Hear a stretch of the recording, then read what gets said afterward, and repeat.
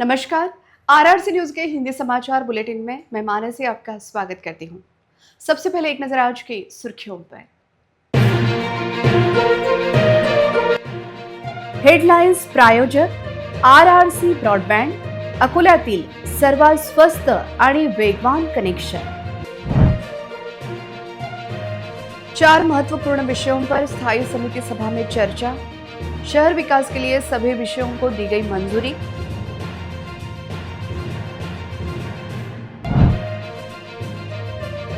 स्थायी समिति सभा में शहर के भाटे क्लब की जगह को लेकर हुई चर्चा। छत्रपति संभाजीनगर के डेवलपर को लौटाने होंगे करोड़ों रुपए। अंजनगांव सुरजी में कपास इंडस्ट्रीज को लगी भीषण आग के कारण करोड़ों रुपयों का कपास जलकर खाक।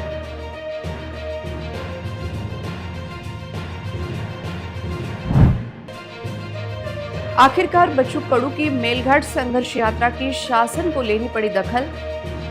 मेलघाट की समस्या छुड़ाने का आश्वासन मिलने के बाद संघर्ष यात्रा स्थगित। कमर्शियल सिलेंडर न मिलने के कारण शहर के होटल व कैटरिंग व्यवसायी परेशान। कोयला तथा लकड़ी के भट्टियों को फिर से आएंगे अच्छे दिन। अब समाचार विस्तार से। आज मंगलवार को विविध महत्वपूर्ण विषयों को लेकर महापालिका में स्थायी समिति की सभा संपन्न हुई। इन सभी विषयों पर जोरदार बहस हुई, लेकिन आखिरकार शहर विकास को देखते हुए इन सभी महत्वपूर्ण में विषयों को मंजूरी दी गई। महापालिका में मानदेय के आधार पर कार्यरत कर्मचारियों का कार्यकाल बढ़ाना, महापालिका के कुछ भूखंडों को बीओटी तत्वों पर विकसित करने के प्रस्ताव को मंजूरी के लिए चर्चा करना, 15वें वित्त आयोग के तहत दवाइयों की खरीद के लिए स्टैंडिंग कमेटी की मंजूरी लेना, अकोला शहर की जलापूर्ति के लिए शहर के सभी जलकुंभ तथा महान से अकोला आने वाली मुख्य पाइपलाइन का मेंटेनेंस और रिपेयर के लिए कम लागत वाले टेंडर को मंजूरी देने को लेकर इस सभा का आयोजन किया गया था। हालांकि सभी विषयों पर स्थायी समिति के विरोधी सदस्यों ने पहले जोरदार विरोध किया, लेकिन शहर विकास को ध्यान में रखते हुए इन सभी विषयों को एक मत से मंजूरी दी गई। ऐसी जानकारी देते हुए स्थायी समिति के सभापति विजय अग्रवाल ने मानधन पर कार्यरत कर्मचारियों का कार्यकाल बढ़ाना तथा महापालिका के अस्पताल तथा आपला दवाखाना की दवाइयों की खरीद को लेकर जानकारी दी। एक विषय था, हमारे जो मानधन के कर्मचारी है उनको एक्सटेंशन देने का विषय था। एक विषय अकोला शहर में भाटे क्लब के जगह के टेंडर को जो ज़्यादा देर हो गई कोर्ट में प्रकरण चालू था उसका विषय था। एक विषय पानी पुरवठा के जो सबमर्सिबल पंप दुरुस्त करना है उसका विषय था। और कई विषयों पे महापालिका के इसमें चर्चा हुई है। और जो आपला दवाखाना है इसके दवाई पुरवठा का विषय था। ये चारों विषय एक मत से मंजूर हुए। वहीं पिछले कुछ दिनों में शहर में 5 दिनों के अंतराल से जलापूर्ति हो रही है। इस कारण कुछ प्रभागों में टैंकर के जरिए जलापूर्ति की जा रही है। यह देखते हुए महापालिका प्रशासन ने जल्द शहर के हाथ पंपों पर लगे सबमर्सिबल पंप की मरम्मत युद्ध स्तर पर करनी चाहिए। ऐसी प्रतिक्रिया स्थायी समिति के सदस्य सागर भारुका ने दी। 2 महीने से पिछले जब से हम नगर सेवक बने तब से जो बस स्टैंड के पीछे की टाकी है इसमें हर हफ्ते में जो 3 दिन आड़ पानी आता था, 2 महीनों से 5 दिन 6 दिन, और अभी तो इतनी हट कर दी महानगर प्रशासन ने कि 7 दिन बाद में पानी आ रहा है। शहर के लगभग सभी प्रभागों में मटमैला व झागदार पानी आ रहा है। इस समस्या को लेकर प्रशासन ने शिकायत करने पर अधिकारी कहते हैं कि पाइपलाइन लीकेज के कारण यह समस्या निर्माण हो रही है। दरअसल यह समस्या शहर के जलकुंभी की सफाई तथा महान में जो जल शुद्धिकरण प्रकल्प है वहां की सफाई न होने के कारण निर्माण हुई है। यह देखते हुए आज की सभा में इस विषय पर चर्चा होने के बाद इन दोनों ही समस्याओं का निरीक्षण कर निर्णय लिया जाएगा, ऐसा आश्वासन प्रशासन द्वारा दिया गया। ऐसी जानकारी स्थायी समिति के सदस्य विनोद मापारी ने दी। पूर्ण शहरामध्ये अनेक दिवसांपासून गढूळ पाणी येते आणि त्यावर प्रशासनास उत्तर विचारल्यास प्रशासन दिशाभूल करते। सांगताना सांगतात की बुवा कुठल्या तरी एरियामध्ये पाईपलाईन लिकेज आहे म्हणून पाणी गढूळ आलं असेल, परंतु पाणी हे पूर्ण शहरामध्ये गढूळ येते आणि हे आज नाही तर अनेक वर्षांपासून येते। याच्या तक्रारी प्रशासनाकडे केले की प्रशासन चुकीचं उत्तर देते। शहर में भाटे क्लब जो एक मौके की जगह है, उसका विकास रुका हुआ है और हाईकोर्ट ने स्थायी समिति को इस मामले में फैसला लेने का आदेश दिया था। पता चला है कि भाटे क्लब की जगह अब डेवलपर तापड़िया को नहीं मिलेगी। इसके लिए पुराने डेवलपर से लिए गए पैसे अब महापालिका प्रशासन लौटा देगा। अकोला शहर की अत्यंत महत्वपूर्ण जगह भाटे क्लब के डेवलपमेंट के लिए छत्रपति संभाजीनगर के डेवलपर तापड़िया को जमीन दी गई थी, लेकिन इसमें कई दिक्कतें थी। उससे जुड़ी एक पिटीशन हाईकोर्ट में पेंडिंग है। और क्या डेवलपर को यह जमीन देकर उसका डेवलपमेंट करना चाहिए या महापालिका को इस जमीन पर कब्जा करके नया टेंडर जारी करना चाहिए? इस पर आज स्थायी समिति की सभा में चर्चा हुई। इस चर्चा में महापालिका इस जमीन पर फिर से कब्जा करेगी और इसके लिए महापालिका प्रशासन ने डेवलपर द्वारा जमा किए गए पैसे वापस करने की तैयारी शुरू कर दी है। यह जमीन राज्य सरकार की है और महापालिका इस पर फिर से क्या विकास कार्य प्रस्तावित करती है, इस पर सबकी नजर है। यह देखना दिलचस्प होगा कि इस मुद्दे पर हाईकोर्ट का क्या फैसला आता है। अमरावती जिले के अंजनगांव सुरजी में सागर कॉटन इंडस्ट्री में भीषण आग लग गई, जिससे भारी आर्थिक नुकसान हुआ है। शुरुआती जानकारी में पता चला है कि आग में करीब 15,000 क्विंटल कपास, 50 गाड़ियां और 300 से 400 कपास की गांठें जलकर खाक हो गई। सूत्रों का अनुमान है कि इस हादसे में करीब 7 से 8 करोड़ रुपए का नुकसान हुआ है। मिली जानकारी के मुताबिक आग सोमवार की रात करीब 9:30 बजे लगी। कपास का स्टॉक ज्यादा होने की वजह से आग तेजी से फैली और कुछ ही देर में इसने भयंकर रूप ले लिया। आग इतनी भीषण थी कि अनुमान लगाया जा रहा है कि पूरा कपास का स्टॉक जलकर खाक हो गया। आग की जानकारी मिलते ही दरियापुर, अकोट और परतवाड़ा से फायर ब्रिगेड की गाड़ियां तुरंत मौके पर पहुंची और आग पर काबू पाने की कोशिशें शुरू की गई। आग बुझाने के लिए बाहर गांव से दमकल विभाग की गाड़ियां पहुंची, लेकिन अंजनगांव नगरपालिका के दमकल विभाग की गाड़ियां समय पर घटनास्थल नहीं पहुंची, जिसके कारण आग और अधिक भीषण हो गई, ऐसी चर्चा परिसर में चल रही थी। बताया गया है कि इस कॉटन इंडस्ट्री के मालिक लक्ष्मणकांत राठी, उदय राठी और जय राठी हैं। यह भी बताया जा रहा है कि सीसीआई का कपास भी इसी जगह पर स्टोर किया गया था। घटना की जानकारी मिलते ही रहीमापुर पुलिस स्टेशन के थानेदार और उनकी टीम सबसे पहले मौके पर पहुंची और इलाके में सुरक्षा बढ़ा दी गई थी। भीषण आग को देखने के लिए इलाकों के लोगों की भारी भीड़ जमा हो गई थी। स्थानीय लोगों ने भी आग बुझाने में काफी मदद की। इस बीच आग लगने का सही कारण अभी साफ नहीं है और प्रशासन ने बताया है कि घटना की पूरी जांच की जाएगी। आखिरकार राज्य सरकार को पूर्व विधायक तथा राज्य के मंत्री बच्चू कडू के मेलघाट संघर्ष यात्रा की दखल लेनी पड़ी।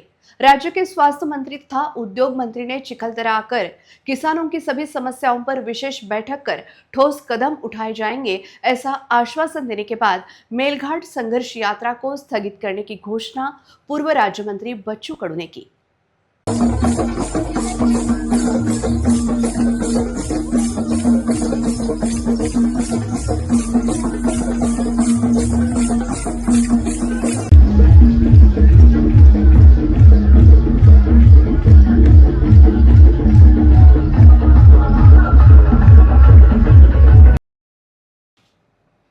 मेलघाट संघर्ष यात्रा के 9वें दिन बजट सत्र चालू रहने के बावजूद सोमवार को राज्य के उद्योग मंत्री उदय सामंत व स्वास्थ्य मंत्री प्रकाश आंबेडकर सीधे चिखलदरा पहुंचे। मंत्री सामंत ने कहा कि किसानों के लिए 2 लाख रुपए तक की कर्ज माफी के प्रावधान का निर्णय पूर्व राज्य मंत्री बच्चू कडू के आंदोलन का ही परिणाम है।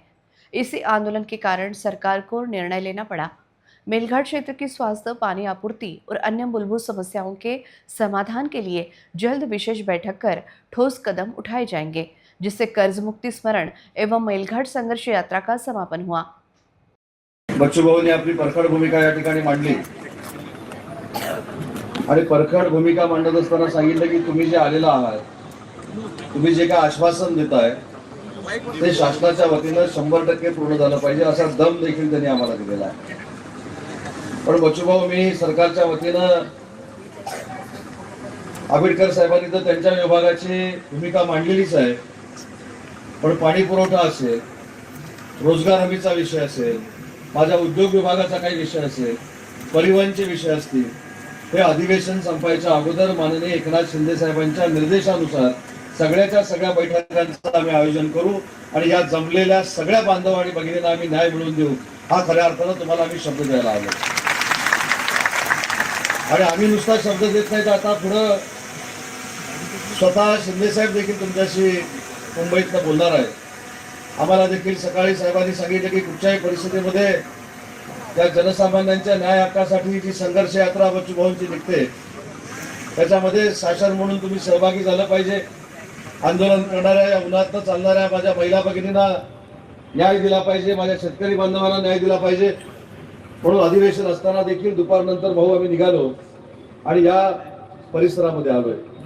राज्याचा उद्योग मंत्री म्हणून मी देखील एक बैठक लावणार आहे. या परिसरामध्ये इथल्या तरुणांच्या आणि तरुणींच्या हाताला जर काम द्यायचं असेल तर माझ्या उद्योग विभागाच्या निमित्तानं इथं नक्की मला काय करता येईल हा देखील निर्णय माझ्यासारखा उद्योग मंत्री भविष्यामध्ये नक्की घेणार आहे. आणि म्हणून मला आपल्याला सांगायचं आहे की आम्ही थोड्या कालावधीसाठी जरी आलो असलो तरी नक्की आम्ही काम करण्याच्या उद्देशानं आणि काम करण्याच्या भावनेनं माननीय शिंदे साहेबांच्या नेतृत्वाखाली इथं आलोय. त्याच्यामुळे जास्त वेळ मी काय बोलणार नहीं. इस दौरान बच्चू कडू ने चिखलदरा और मेलघाट क्षेत्र के विभिन्न समस्याओं की जानकारी मंत्रियों को दी. इस दौरान पूर्व सांसद आनंदराव अडसूल और प्रशासनिक अधिकारी भी उपस्थित थे. इसके पूर्व सोमवार को सुबह चिखलदरा पहुंची महापद यात्रा 10 किलोमीटर लंबी रहने से चर्चा का विषय बनी, जिससे सरकार ने तुरंत 2 मंत्रियों को भेजा. इस दौरान उप मुख्यमंत्री एकनाथ शिंदे ने दूरभाष पर आंदोलनकारियों से बातचीत कर समस्याओं के समाधान का भरोसा दिलाया. बच्चू भाऊंचा विजय असो.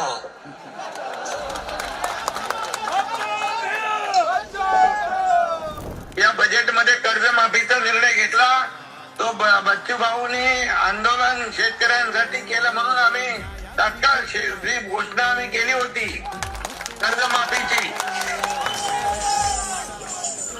कर्जमाफीची घोषणा जी केली होती, वचन दिलं होतं निवडणूक पूर्व काळात, निवडणुकीच्या वेळेत ते आम्ही पूर्ण केलं. याचं श्रेय देखील बच्चू भाऊला जात आहे. मेलघाट की स्वास्थ्य, पानी आपूर्ति और अन्य मूलभूत समस्याओं के समाधान के लिए जल्द विशेष बैठक कर ठोस कदम उठाए जाएंगे, यह आश्वासन मिलने के बाद आखिर यह संघर्ष यात्रा स्थगित करने का निर्णय लिया गया. अमेरिका ईरान युद्ध की वजह से शादियों के रिसेप्शन में कमर्शियल गैस सिलेंडर की कमी से अकोला के कैटरिंग व्यवसायियों की नींद उड़ गई है. सैकड़ों मेहमानों के लिए खाना कैसे बनाया जाए, यह मंगल कार्यालय से लेकर कैटरर्स तक सभी के लिए एक बड़ा सवाल है. यह देखते हुए फिर से लकड़ी तथा कोयले की भट्टियों को अच्छे दिन आने की संभावना दिखाई दे रही है. ईरान अमेरिका युद्ध के कारण देश में गैस सिलेंडर की कमी की वजह से कंपनियों ने कमर्शियल गैस सिलेंडर के वितरण पर रोक लगा दी है. फिलहाल प्राथमिकता सिर्फ घरेलू गैस की सप्लाई बनाए रखना है. हालांकि अगर शादी के रिसेप्शन के समय सिलेंडर उपलब्ध नहीं होते हैं तो हजारों मेहमानों के लिए खाना कैसे बनाया जाए, यह बड़ा सवाल कैटरिंग व्यवसायियों के लिए एक सवाल बन गया है. यह देखते हुए कैटरिंग व्यवसायियों को अब लकड़ी या डीजल भट्टी पर काम करना होगा. अगर खुली जगह हो तो लकड़ी या डीजल की भट्टी लगाई जा सकती है, लेकिन बंद हाल में यह मुमकिन नहीं है, ऐसी प्रतिक्रिया एक कैटरिंग व्यवसायी ने दी. अभी सिलेंडरों को लेकर जिस तरह की स्थिति बनी हुई है, क्या लगता है अगर ऐसी स्थिति रही तो क्या होगा? सिलेंडर की जो अभी स्थिति है, परिस्थिति है कि भाई बड़े सिलेंडर देने से मना कर दिए, दे नहीं रहे, बहुत शॉर्टेज जा रहा है इस चीज़ का. और छोटे सिलेंडर के लिए जो पकड़ा पकड़ी चालू है, हमारी भाषा में अगर बोलेंगे तो पकड़ा पकड़ी चालू है, तो वो है. तो छोटे सिलेंडर हम ले नहीं सकते डर के कारण, और बड़े सिलेंडर मिल नहीं रहे हैं. तो फिर आगे की परिस्थिति ये रहेगी कि भाई हमको लकड़े वगैरह जमा करना पड़ेगा और लकड़ी पे काम करना पड़ेगा. लकड़ी वाले भट्टे लगाओ और कोयला लेके आओ और कोयले पे काम करो, और काम तो बंद नहीं कर सकते. तो जो भी जैसे भी सिलेंडर का जो भी प्रॉब्लम चल रहा है, तो उसके लिए ऐसा कोशिश रहेगी अपना, मतलब हम लोग ये चाहते हैं कि भाई जो भी प्रॉब्लम है उसको जल्दी से जल्दी आप सॉल्व कीजिए और हमको बड़े सिलेंडर जल्दी से जल्दी दीजिए ताकि हमको आगे प्रॉब्लम ना जाए. यही स्थिति शहर के होटल व्यवसाय के सामने भी निर्माण हुई है. अगर कमर्शियल सिलेंडर नहीं मिलेंगे तो फिर से लकड़ी की भट्टियां जलने की नौबत आएगी, ऐसी प्रतिक्रिया एक होटल व्यवसायी ने दी. सर, अगर अभी सिलेंडर की जिस तरह की किल्लत चल रही है जी, अगर होटल व्यवसायी को सिलेंडर देना बंद हो जाए जी, तो क्या पर्याय आपके लिए रह जाता है? पर्याय तो बाज़ार में बहुत सारे है उपलब्ध, लेकिन अगर ये अचानक से बंद हो जाए तो उसके ऊपर हमको स्विच करने के लिए फॉर एग्ज़ाम्पल इलेक्ट्रिक जैसे इंडक्शन हमारे घर में हम यूज़ करते हैं, बस वही चीज़ हमारे कमर्शियल यूज़ के लिए भी अभी मार्केट में उपलब्ध है, लेकिन वो महंगी भी है। और अगर हमने उसमें उस चीज़ के ऊपर स्विच ओवर करना है तो उसमें इन्वेस्टमेंट और समय वो दोनों लगेगा, और वो लगने के बाद में वापस से अगर इसकी उपलब्धता हो जाती है तो फिर वो एक इन्वेस्टमेंट हमारे लिए थोड़ा सा आज के समय में एक डेड इन्वेस्टमेंट बोलो या फिर हमको उसको कंटिन्यू करना रहेगा, ऐसा हो सकता है। सोलर है, लेकिन हर चीज़ में बस वही है कि उसके अंदर पहले इन्वेस्टमेंट करना पड़ेगा और उसमें समय जाएगा और उतना फिर हमारा बिजनेस का लॉस होगा, यही एक बात है। कैटरिंग तथा होटल व्यवसायियों के लिए कमर्शियल सिलेंडर की जरूरत होती है, लेकिन युद्ध के कारण वह मिलना बंद हो गए हैं। गैस एजेंसी की तरफ से कोई गारंटी नहीं है कि बैन कब हटेगा। शादी के ऑर्डर 2-3 महीना पहले ही लिए गए हैं। अभी पुराने स्टॉक पर काम चल रहा है, वह भी अगले 1-2 दिन में खत्म हो जाएगा। लेकिन व्यवसाय तो बंद नहीं कर सकते, इसलिए कोई ना कोई जुगाड़ तो करना ही पड़ेगा, ऐसी प्रतिक्रिया एक व्यवसायी ने दी। अगर व्यावसायिक सिलेंडर बंद हो जाते हैं या रोक हो जाती है उसके ऊपर कुछ समय के लिए, तो क्या विकल्प रहते हैं? वापस से सिगड़ी चालू करना पड़ेगा, उसके सिवा कोई विकल्प नहीं है। नहीं तो फिर इलेक्ट्रिक सिगड़ी, बस यही विकल्प है। तो ये संभव बाकी तो बंद नहीं कर सकते ना व्यवसाय, ये संभव तो करना ही पड़ेगा ना। यानी इलेक्ट्रिक सिगड़ी का विकल्प आपके पास रहेगा? हाँ, और नहीं तो फिर कोयला, नहीं तो लकड़ी, वो सिगड़ी करेंगे चालू। अभी जो सिगड़ी डोसा चल ही रहा ना, इधर भी चालू कर देंगे सिगड़ी डोसा, उस पर दूसरा माल भी कर देंगे चालू सिगड़ी। ओके, ठीक है, धन्यवाद। क्या आपके घर में गैस खत्म हो गई है? क्योंकि देश में पिछले 2 दिनों से गैस की बहुत कमी हो रही है। कोल्हापुर हो या संभाजीनगर, गैस एजेंसी के बाहर लंबी लंबी लाइनें लगी हैं। लेकिन ऐसा क्यों हो रहा है? गल्फ देशों में चल रहे युद्ध की वजह से, इस वजह से इंडिया क्रूड ऑयल और गैस सप्लाई लगभग रुक गई है। दोस्तों, अगर आपके घर का सिलेंडर खत्म हो रहा है तो घबराइए नहीं। केंद्र सरकार ने आज से पहली बार एस्मा एक्ट लागू किया है। देश में गैस सिलेंडर की स्थिति गंभीर होने से रोकने के लिए केंद्र सरकार ने अब पूरे देश में एस्मा यानी आवश्यक वस्तु अधिनियम 1955 लागू कर दिया है। एस्मा क्यों लगाया गया? इसका जवाब आसान है। इस दौरान हड़ताल पर रोक लगा दी गई है। तेल बनाने वाली कंपनियों के कर्मचारियों का काम पर आना जरूरी कर दिया गया है। गैस सिलेंडर और फ्यूल यानी पेट्रोल और डीजल की जमाखोरी नहीं की जा सकेगी। अगर वे ऐसा करते हैं तो सीधे एस्मा के तहत संबंधित के खिलाफ केस दर्ज किया जाएगा। वहीं गैस डिस्ट्रीब्यूशन सेक्टर के कर्मचारी अब हड़ताल नहीं कर सकते। एस्मा के तहत गैस जमा करने या ब्लैक मार्केटिंग करने वालों के खिलाफ सख्त कार्रवाई की जाएगी। कंपनियों को गैस प्रोडक्शन बढ़ाने का आदेश दिया गया है। गृहिणियों, दोस्तों, घबराएं नहीं, लेकिन गैस का इस्तेमाल सावधानी से करना भी आपकी जिम्मेदारी है। ध्यान रखें कि गैस सिलेंडर ज़्यादा चले। अगर कोई गैस की बेवजह कृत्रिम कमी निर्माण करेगा तो सीधे आपूर्ति विभाग में शिकायत करें। आप पुलिस में भी शिकायत कर सकते हैं। संबंधित गैस कंपनी के कस्टमर केयर पर शिकायत दर्ज करें और हाँ, रसीद से ज़्यादा किसी को पैसे न दें। घरेलू गैस के लिए आपको सिर्फ 933 रुपये ही देने होंगे। गैस आपके घर डिलीवर हो रही है, इसका मतलब है कि सिलेंडर घर पहुंच देने के पैसे भी एजेंसी से 933 में जुड़े हुए हैं। यह जानकारी आप दूसरों से शेयर करें तथा अपडेट के लिए फॉलो करें RRC न्यूज़। पवित्र रमजान ईद की पृष्ठभूमि में शहर के मुस्लिम भाई बड़ी उत्साह के साथ ईद मनाते हैं। इस वर्ष रमजान ईद 20 मार्च या 21 मार्च को चांद दिखाई देने के अनुसार मनाई जाने की संभावना है। इस दिन शहर के सभी ईदगाहों में ईद की नमाज अदा की जाती है।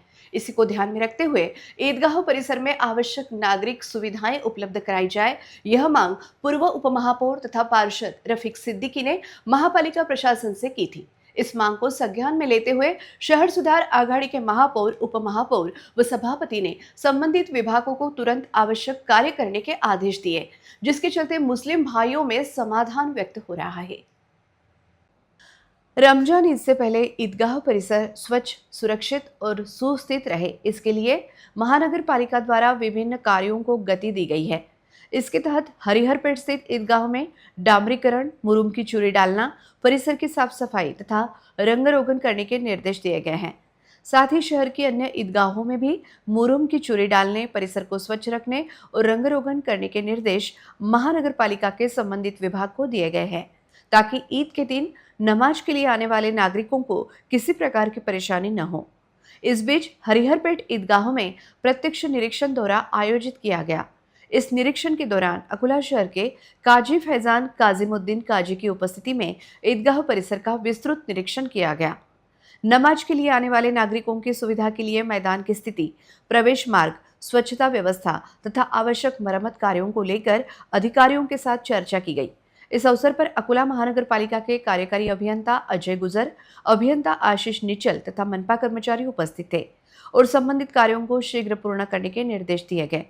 इस निरीक्षण दौरे में पूर्व उपमहापौर तथा पार्षद रफीक सिद्दीकी, राष्ट्रवादी कांग्रेस पक्ष शरद चंद्र पवार के संगठन सचिव जावेद जकारिया, पार्षद सैयद रहीम उर्फ सहदू भाई, पार्षद सैयद वसीम, समाज सेवक शेख मुजम्मिल, शेख अनीस, समाज सेवक अब्दुल अजीम जाबिर तथा संबंधित ठेकेदार सहित अन्य मान्यवर उपस्थित थे।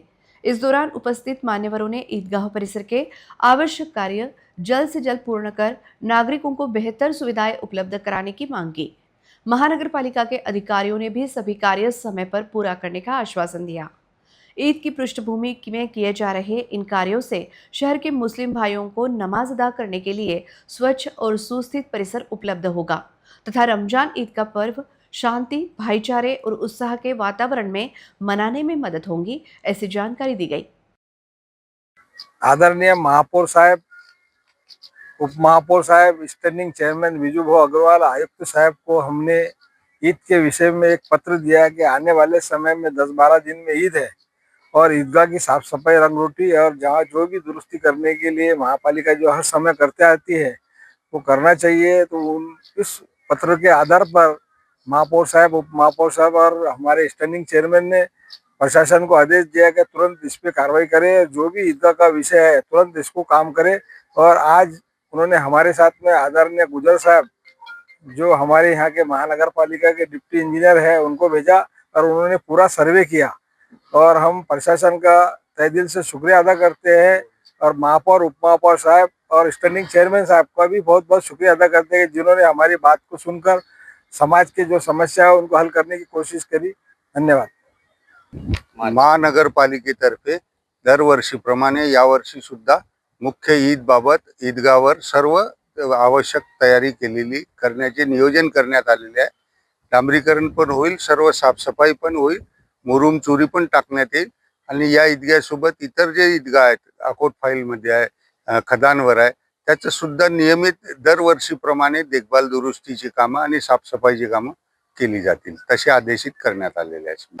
का शुक्रिया अदा करता हूँ, जो हर साल की तरह इस साल भी वक्त के रहते महानगर पालिका ने ईदगाह का काम शुरू करवाया है। और मैं हमारे तमाम जितने भी साथी हैं, हमारे रफ़ीक सिद्दीकी साहब और जावेद ज़करिया साहब, ये हमेशा कोऑपरेट करते हैं और इस साल भी उन्होंने कोऑपरेट किया है। और तमाम महानगर पालिका कर्मचारी जो इस कड़ी धूप में हमेशा शिद्दत से मेहनत करते हैं, साफ़ सफाई का खास ख्याल रखते हैं, मैं उन सभी का शुक्रिया अदा करता हूँ। 20 मार्च या 21 मार्च को होने वाली है, जिसकी तैयारी पूरी की जा रही है। अकोला महानगर पालिका और शहर सुधार समिति की ओर से ये तैयारी की जा रही है, जैसा हर साल होती है। और इस साल विशेष बात यह है कि ईदगाह पे जो है पूरा डामरीकरण किया जा रहा है, जिससे ज़्यादा से ज़्यादा लोग जो है पीछे तक नमाज पढ़ सके। जगह को जो है बढ़ाया जा रहा है। ये महानगर पालिका और शहर सुधार समिति के महापौर, उप महापौर, सभापति और कमिश्नर साहब और रफ़ीक सिद्दीकी साहब का मैं शुक्रिया अदा करता हूँ। अकोला महाराष्ट्र से RRC न्यूज के लिए यूसुफ शेख की विशेष रिपोर्ट। जानकारी सामने आ रही है कि अमरावती में एक व्यक्ति की हत्या अनैतिक संबंध की वजह से कर दी गई। पता चला है कि मरने वाला ईंट भट्टे पर काम करता था और उसका नाम सूरज पुसलाल यादव था। पता चला है कि वह पाचोर के ईंट भट्टे पर काम करता था। पुलिस ने 2 घंटे में हत्या की गुत्थी सुलझाई। क्राइम ब्रांच के कर्मचारियों ने जब ईंट भट्टे पर काम करने वाले मरने वाले की पत्नी और दूसरे रिश्तेदारों से पूछताछ की तो मरने वाले का नाम सूरज पुसुलाल यादव बताया गया और वह गोंदिया जिले के धनसोड़ का रहने वाला था। सूरज को हमेशा शक था कि आरोपी का उसकी पत्नी के साथ गलत रिश्ता है। इसी वजह से वह नशे में आरोपी से बहस करता था। 9 मार्च को रात 9 से 10 बजे के बीच मृतक और आरोपी छिंदवाड़ा जिला निवासी अनिल शिव धुर्वे के बीच झगड़ा हुआ। झगड़ा बढ़ने पर आरोपी ने मृतक को नीचे गिरा दिया और पत्थर से कुचलकर उसकी हत्या कर दी। पुलिस ने अनिल धुर्वे को हिरासत में लेकर पूछताछ की, तब आरोपी ने जुर्म कबूल कर लिया। घटना के बारे में बडनेरा पुलिस स्टेशन में केस दर्ज करने की प्रक्रिया चल रही थी। जिला पुलिस अधीक्षक राकेश ओला के मार्गदर्शन में crime branch inspector Sandeep Chauhan के नेतृत्व में क्राइम ब्रांच की टीम ने यह कार्रवाई की। अकोला जिले के अड़गांव बुद्रुक में एक किसान के खेत में कटाई कर रखे गए चना फसल के ढेर को किसी अज्ञात व्यक्ति ने आग लगाई। इस घटना में किसान का बड़ा नुकसान हुआ। इस आग में कटी हुई चने की फसल पूरी तरह जलकर खाक हो गई, जिससे किसान का करीब 1,75,000 रुपए का नुकसान हुआ। अड़गांव बुद्रुक के छोटे किसान शशिकांत वैजनाथ तामरे ने इस साल बड़ी उम्मीदों से 3 एकड़ खेत में चना लगाया था। फसल काटने के लिए उन्होंने दिन रात मेहनत की थी। कटाई के बाद चने की फसल को थ्रेशर मशीन से निकालने के लिए खेत में रखा गया था, लेकिन 8 मार्च की रात को किसी अज्ञात व्यक्ति ने जानबूझकर चने की ढेर को आग लगा दी, जिसमें यह चने की फसल पूरी तरह जलकर खाक हो गई है। बताया जा रहा है कि इस आग में करीब 30 बोरी चने की फसल जल गई, जिससे करीब 1,75,000 रुपए का नुकसान हुआ। इस घटना से इलाके में हड़कंप मच गया है और किसानों में डर का माहौल है। इस बीच किसान शशिकांत तामरे ने हिवरखेड़ पुलिस स्टेशन में चने के ढेर को आग लगाने वाले अज्ञात व्यक्ति के खिलाफ शिकायत दर्ज की है। इस घटना की आगे की जांच पुलिस कर रही है। अंत में एक नजर आज की सुर्खियों पर। हेडलाइन्स प्रायोजक RRC ब्रॉडबँड, अकोल्यातील सर्वात स्वस्त आणि वेगवान कनेक्शन। 4 महत्वपूर्ण विषयों पर स्थायी समिति सभा में चर्चा। शहर विकास के लिए सभी विषयों को दी गई मंजूरी।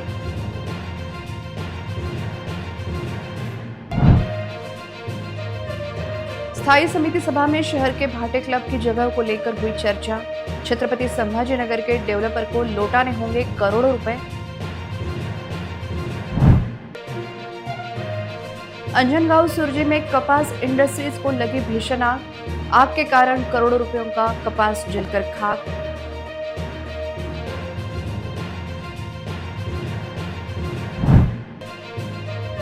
आखिरकार बच्चू कडू की मेलघाट संघर्ष यात्रा की शासन को लेनी पड़ी दखल।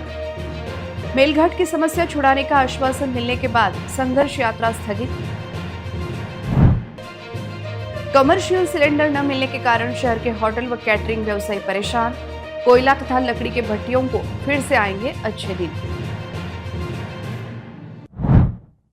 समाचार के लिए देखते रहिए RRC न्यूज। जिन दर्शकों ने अभी तक RRC का YouTube चैनल सब्सक्राइब नहीं किया, उन्होंने बस सब्सक्राइब करना चाहिए। फिर मिलते हैं शहर की ताजा जानकारी और महत्वपूर्ण घटनाओं के साथ। नमस्कार।